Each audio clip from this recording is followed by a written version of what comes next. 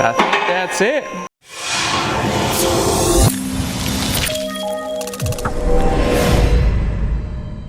What is going on, guys? We are back with another video, and by the title you might be saying we're doing another Coyote swap. What? But I think this is actually the first Coyote swap I'm doing myself. The Cobra I actually picked up Coyote swapped, and the Fox body also was already Coyote swapped. So I was very interested in doing one myself.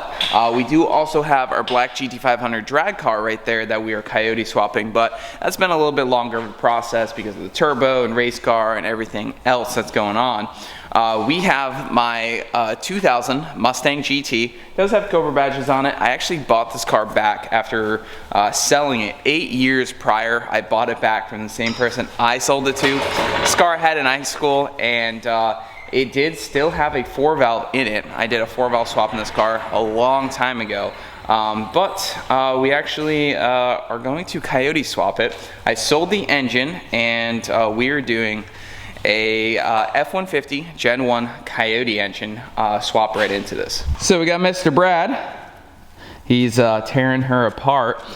So I had someone, they came and looked at it while it was running, and they went ahead and put down a deposit on it. So we are going to be selling the old 4-valve. This one is actually a Mach 1 short block, and I'm not positive on what heads are on it. I know they're 4-valve heads, so they bought the long block, so everything else is also going to be for sale. But we are going to go ahead and get this out of here, ready for him to pick that up. And we do have a UPRK member coming. We got Power by the Hour control pack coming, and I'll show you the engine that we got for this, because it's kind of funny how it ended up working out. I'm also still on the search for some wheels. We do have these 95 Cobra R's. I want them gone. We're gonna get this car lowered down because we are doing coilovers up front, so that'd be nice to be able to lower this down and get rid of the massive wheel gap.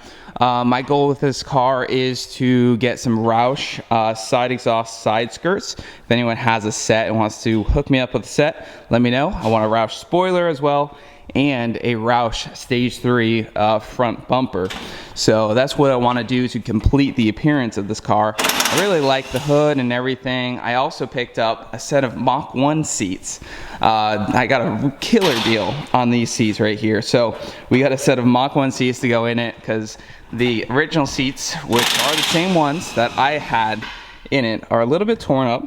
I think the passenger side's pretty good. If anyone wants to pick up these, let me know. Almost ready to drop out.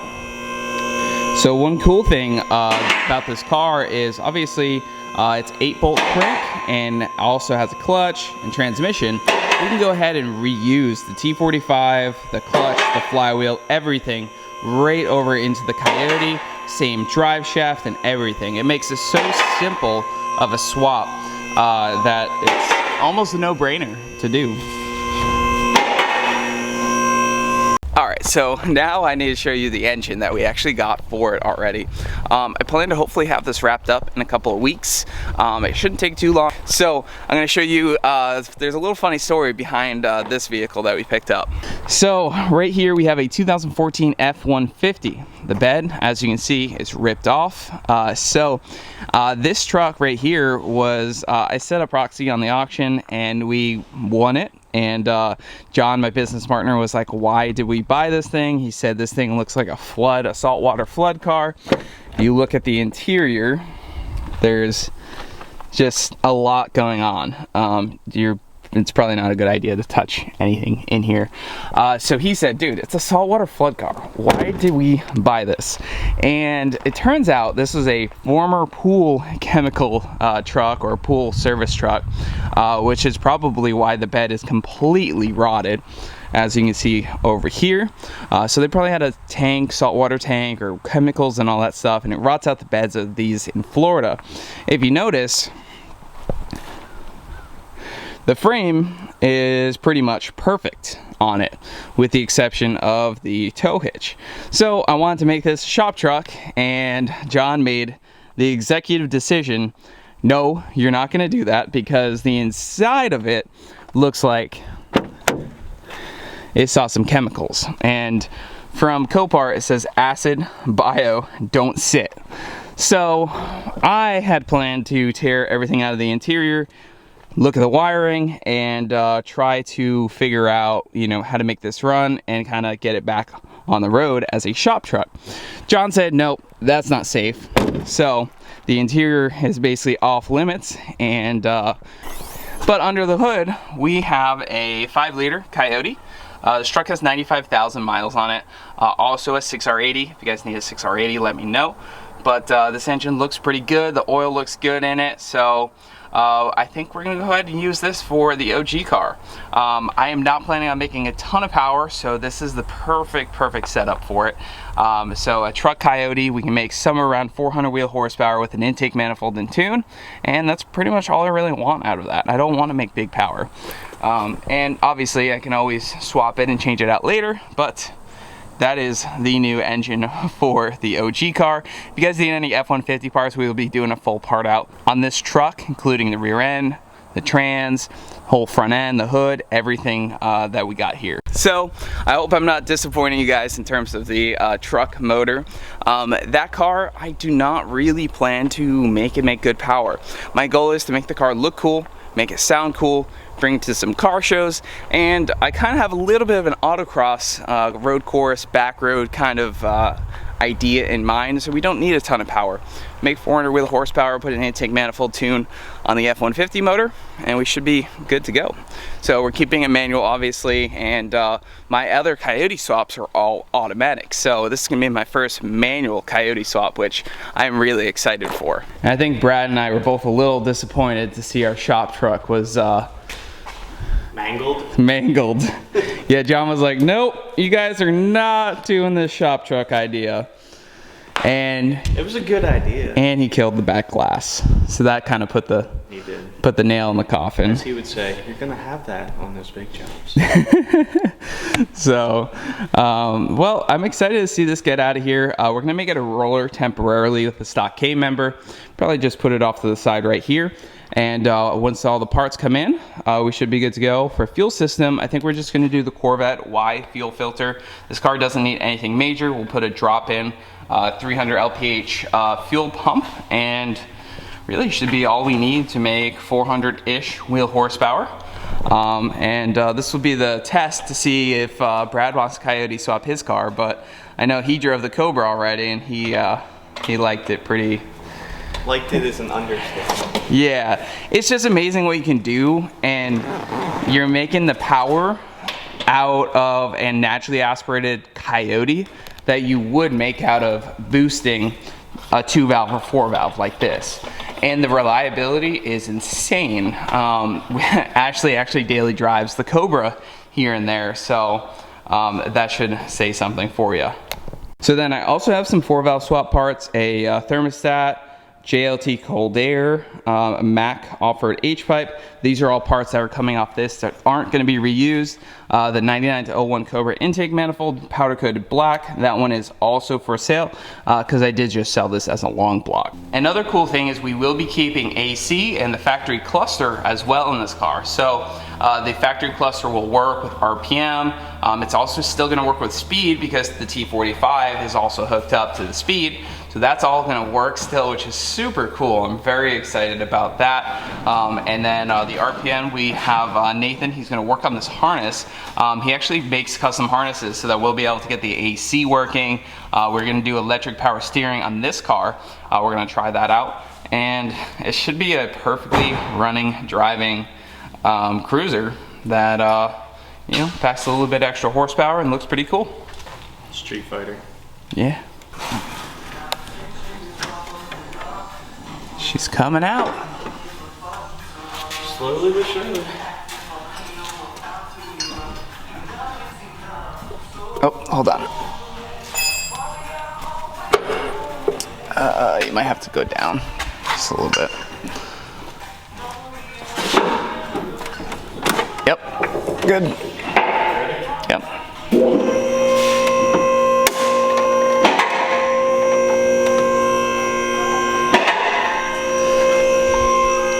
I think that's it.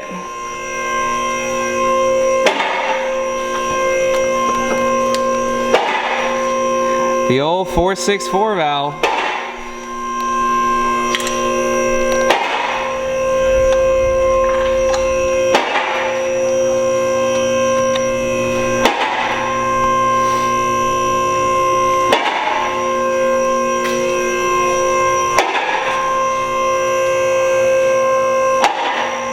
And she's out.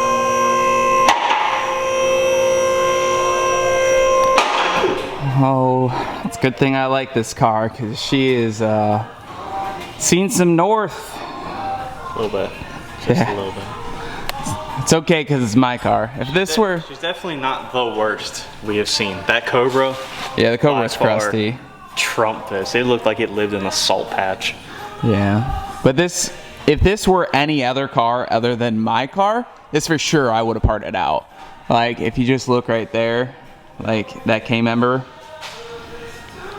That was fun. Yeah, I think eventually after, so I think I want to stuff the Coyote in here and just get it kind of going and get some other stuff done, but I think eventually I might kind of strip it down and just, you know, really get after the underneath of this thing, cleaning it up. I mean, my car, I legitimately want to do a full tubular front end from the firewall forward. Yeah.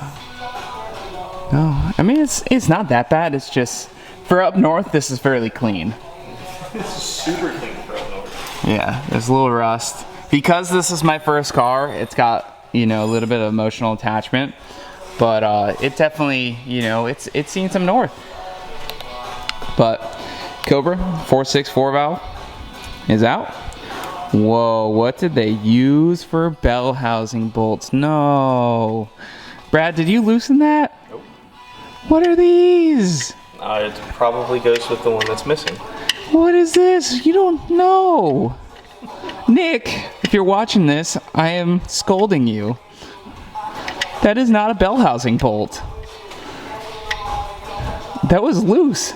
You should have a washer and a lock ring on it if that's what you're going to use. I mean, it's the right length. It's just, that's not going to stay tight in there, no matter how tight you originally torqued it to. No. Well, it's one less for me to loosen. So we are going to be putting the stock K back in just to make it a roller, but I am going to be ordering a UPR K member today and tubular A-arms. I think that's just one of the best ways to go with these swaps. Brad is going to go ahead and pop off the trans. We'll set her aside. We'll probably get her cleaned up because it looks like, I actually wonder why there's so much. It might be leaking from that seal. It might need to be resealed. Yeah, we'll have to look into it. I believe this is the original trans that came in the car, so it's pretty old at this point. Engine overall looks pretty good. I think we're probably going to pop off the harness too and send it out to Nathan. He's going to get the harness done up for me. The trans harness, I believe, is still going to work like factory, so then we'll have speedometer. It's going to be cool to have working RPM, AC, coolant temp, everything. So cool. I love it. Yeah. It's going to be Brad's little test to see what he wants to do with his car. I know what I want to do. I just can't yet. At some point, we'll pick up probably another Mustang or something. All right, so what we're gonna do now, or Brad, I'm working on shipping some stuff, and but he's gonna separate the trans and pull the intake manifold off because it was sold as a long block. We're gonna kind of get some stuff off of it, and yeah, no, it's looking good. I'm very excited that this project is happening much quicker than I had originally expected it to. Now it'll go quicker if one of you guys hook me up with a nice Roush bumper. I'll trade this one too.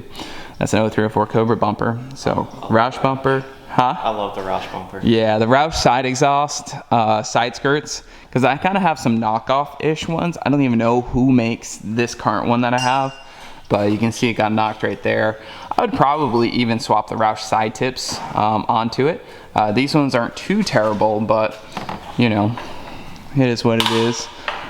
We do have the Roush rear valence, and then obviously we need the Roush spoiler. So definitely a work in progress, but I'm very excited. So I want to get the Cobra badges off of it at some point as well, because I don't really want this to think I just want it to be a Mustang pony up front and probably just the pony sides and just take off any branding because it's not a Cobra. Technically it's a GT, but it's not even really a GT anymore. It's just its own thing. It's not really a Roush, but it'll be looking like one. All right, so she is a roller. Brad just went and hooked up power as well. I think we'll probably end up power washing the engine bay, getting all nice and clean for when the Coyote goes in. Very excited about that. But I think we're gonna toss the Mach 1 seats in. I'm so excited about that because ever since I had this car, even in high school, this seat was ripped. So we're gonna go ahead and pull this out here. If anyone wants to buy this one, let me know. The passenger side seat is actually pretty clean. I had always kind of dreamed of just going ahead and finding one driver's side leather seat in good shape, but it's just extremely hard to find these seats in good shape anymore. So yeah, we're gonna go ahead and pull these out. Look at that, we got a Bomba tuner, dude. Bomba tuned. I actually did. I bought 93 Bomba tune. Came with an 87, 89, 93 race tune. I did that too. Guess what? Guess what tune it was always on? Race tune. It was on the race tune, dude. Oh man, it's funny what marketing can do for that is one of the reasons why they sold so many of those tunes. It's because you had 3 different tunes. It was cool. Yeah. Did it do anything? Not really. No. Nope, and mine was so screwed up. I was burning through gas. Tape. Data logs of it, and I'm ripping down the road, and I'm just waiting for me to get pulled over. These tunes. Oh man, freaking Bomba tunes. Oh, well, this one's gonna have a nice Palm Beach Dyno tune now. Tune that Coyote. I think it is. I don't know if it's out of gear, Brad. Maybe, we'll see. Come on, baby. All right, that should do it. She feels lighter. Yeah, I mean, it should be.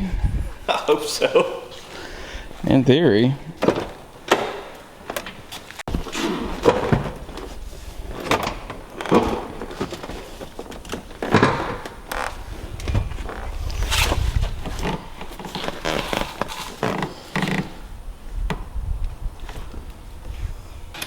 There we go.